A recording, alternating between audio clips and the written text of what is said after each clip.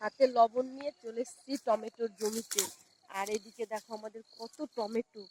নেব দুটো। এ মা, প্রথমটাই পচা।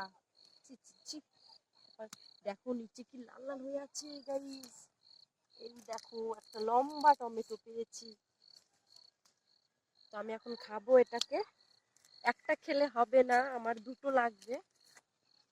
এই যে, আর একটা ছোট্ট। চলো এখন আমি এই দুটোকে খাই।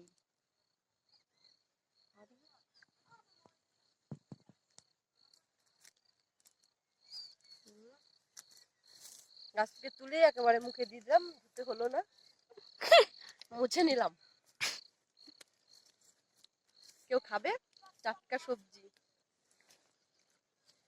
আহা হা হা, সেই স্বাদ, সেই স্বাদ।